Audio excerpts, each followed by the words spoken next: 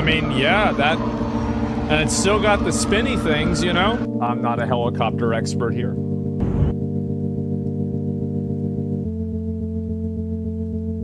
Yeah, look at the... Is that the tail?